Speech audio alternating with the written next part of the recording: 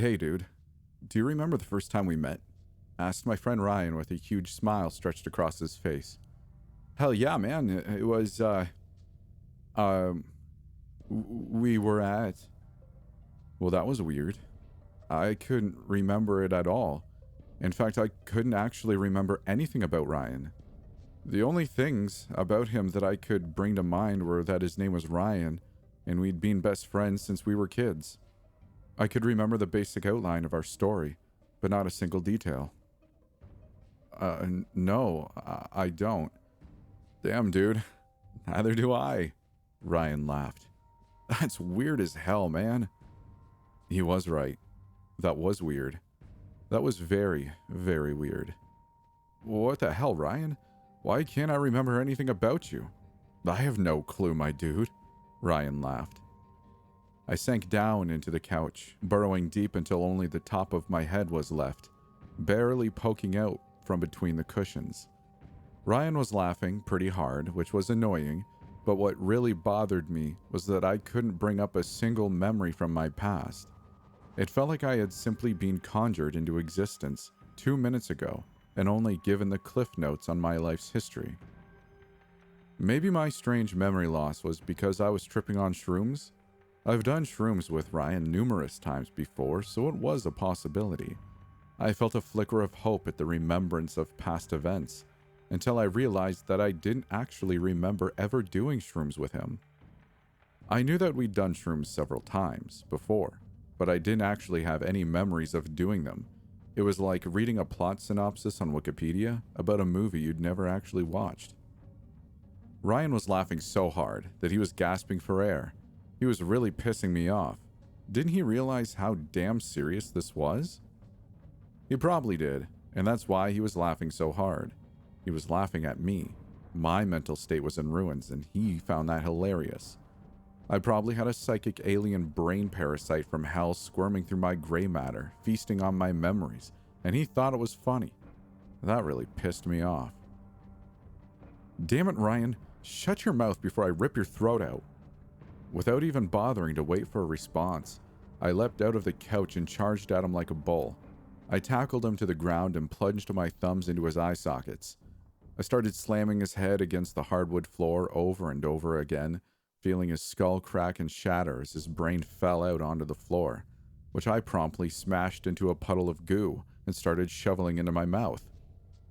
Wait. No, I didn't. I'm not sure why I thought I brutally murdered Ryan and ate his brain, but I didn't. In fact, I hadn't even gotten up from the couch. That was weird. Ryan wasn't laughing anymore either. He was staring at me with a look of concern. Hey, are you all right, dude? He asked gently. Yeah, of course.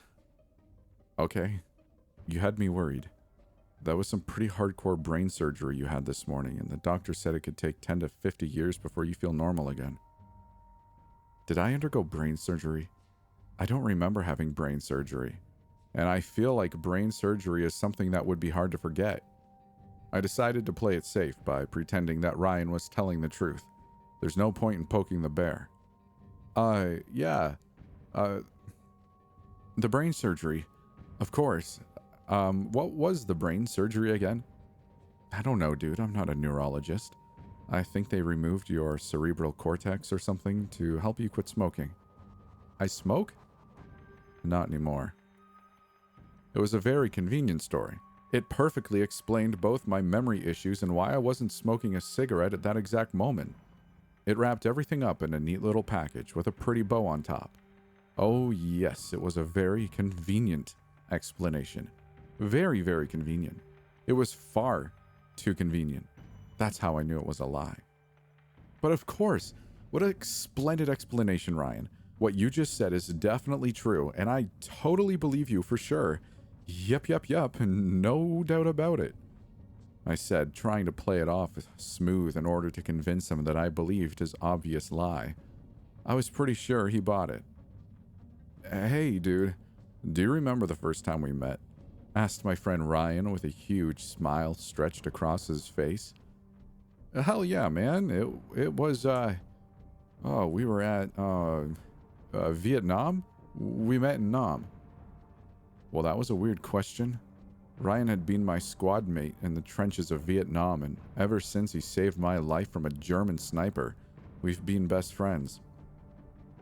I remember that day like it was happening right now. It's something I'll never forget for as long as I live. I was honestly outraged by his insinuation that I could ever forget that moment. I'm only alive because he risked his own life to save mine. Damn, dude. I totally forgot we were in Nam. Ryan laughed. That's weird as hell. He was right. That was weird. That was very, very weird. What the hell, Ryan? How do we serve in Vietnam when we were born in the 90s? I have no clue, my dude. Ryan was laughing so hard that he was gasping for air. It was really pissing me off. I saved his worthless life in that trench and he just forgot? Maybe I should have let him die. Something about this whole situation was off. There was something wrong that I couldn't put my finger on. Things weren't adding up right. Hey man, did we take any shrooms? What the hell kind of stupid-ass question is that? Ryan laughed, barely able to choke out the words through his wheezing laughter. Are you retarded or something? Yeah, it was a pretty dumb question. I've done shrooms several times and it's never been like this. This is something else altogether.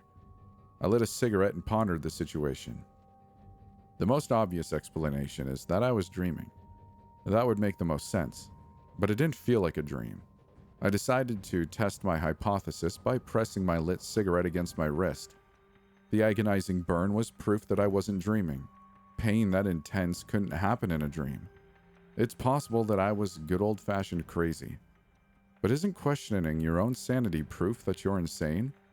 A sane person would never realize that they're insane, so would never question it. I'm pretty sure I read that on Wikipedia. So then, what? Hey man, what the hell's wrong with me? I asked Ryan. When I didn't receive a response, I realized that Ryan wasn't there. Well, that's weird. I knew that I had been deep in contemplation for a good while, but I still should have noticed him getting up. He was probably just taking a crap, but I wanted to check anyway, if only for peace of mind.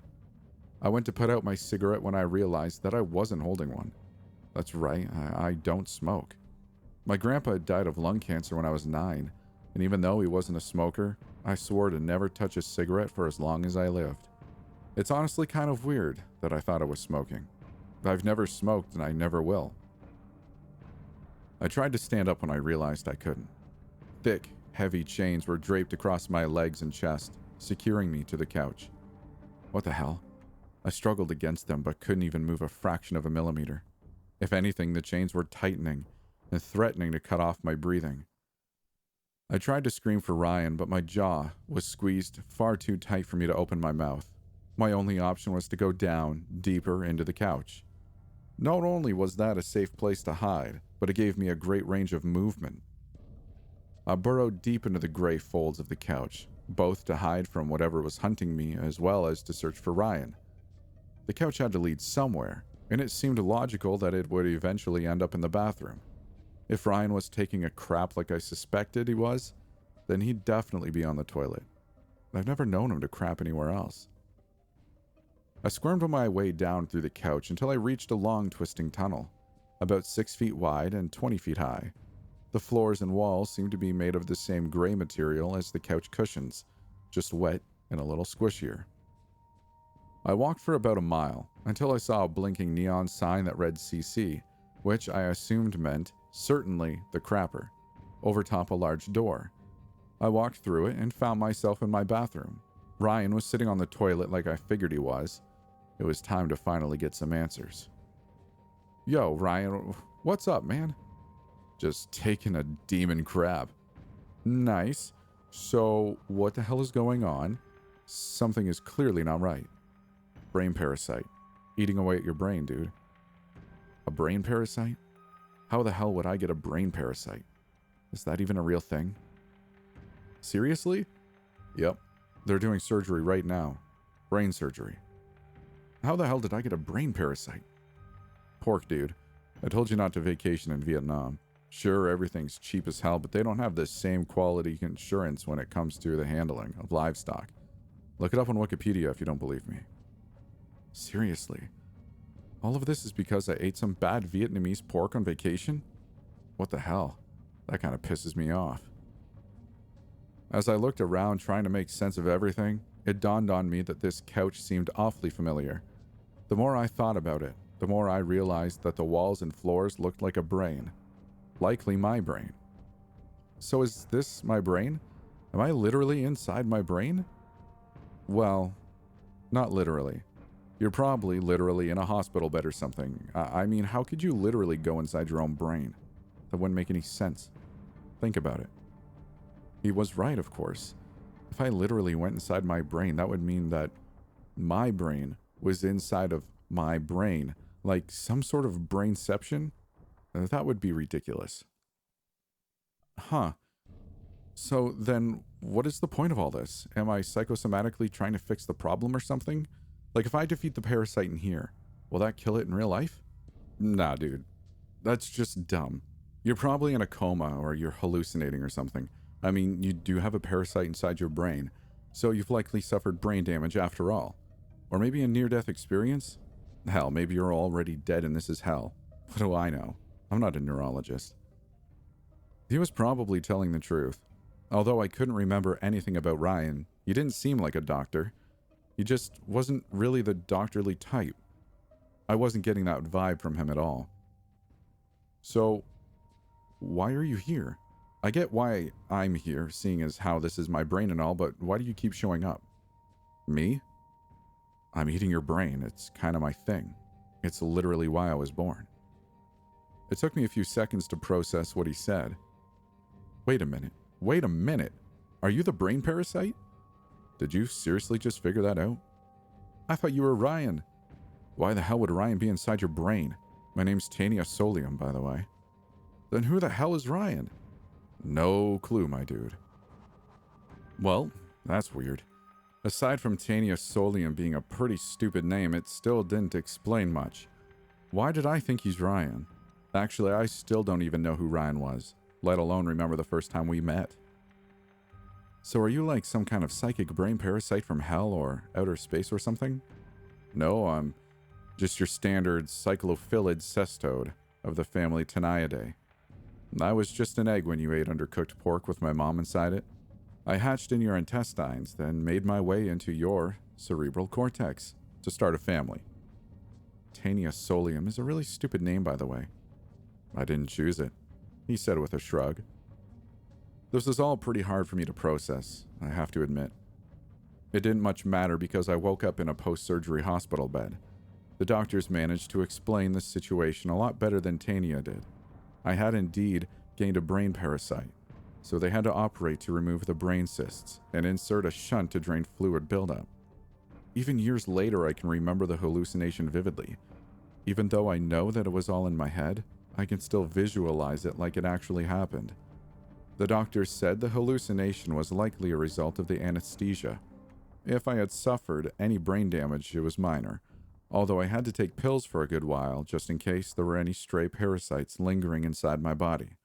That's my biggest fear, that another one will end up inside my brain and I'll have to return to that nightmarish place. I obviously no longer eat pork, even if it is FDA approved. I was able to go back to a normal life pretty quickly thanks to the support of my mom, my girlfriend Amy, and Ryan. The real Ryan, not the parasitic hallucination.